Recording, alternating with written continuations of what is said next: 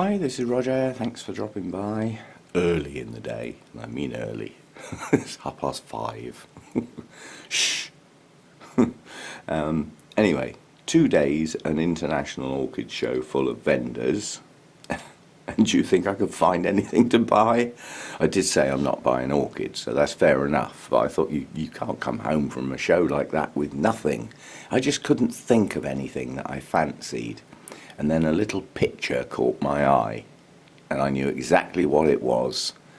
And I thought, I wonder if the plants are any good, because it is one I've wanted. And it's not to replace one I've already got, but to supplement it. There's a dendrobium called primulinum, and I've got a nice one, and it bloomed incredibly well this year. It's what's called the normal form, but there is another form that's very special and not very easy to get hold of. It comes up now and again, and I've had it in the back of my mind. And there was a vendor there that I don't think I'd seen before called Ten Shin, I think, and the picture just caught my eye, and I went over and had a look, and I thought these plants are quite young.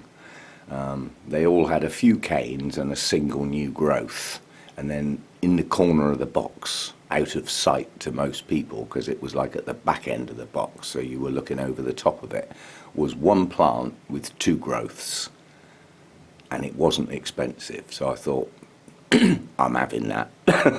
So I came home with 1 plant.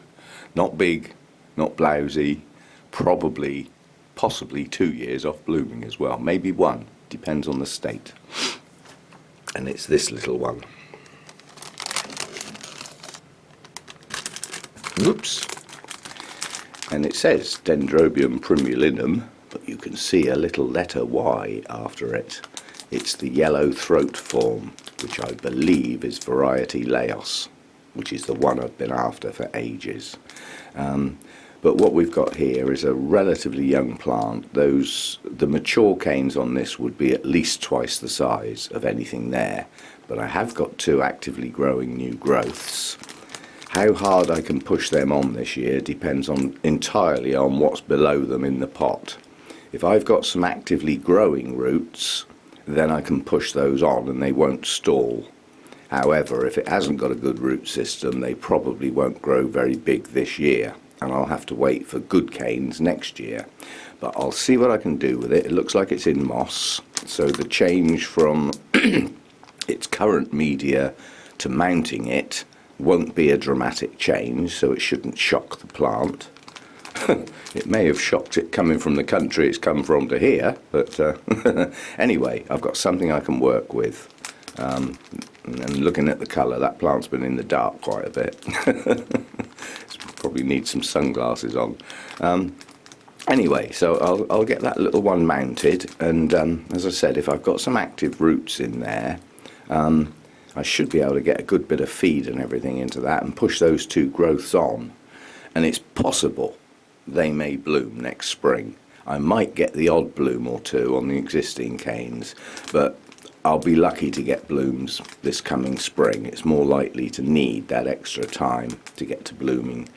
But we shall see. Anyway, 1 new plant, and for what it is, not expensive either. So I didn't quite keep my hands in my pockets. Not quite. But I did think to myself, you know, that show may never exist again. If this Brexit nonsense goes a certain way, then those foreign vendors probably won't come to Malvern. It'll be too expensive to get their plants in and then out again. That's the way it works, I'm afraid. When the plants are crossing the borders, the paperwork's needed to go both ways. It gets expensive. And if they don't come, there is no show. So that may have been the last one. Anyway, that's my little prize. We'll get that mounted soon. It won't be today. I'm busy.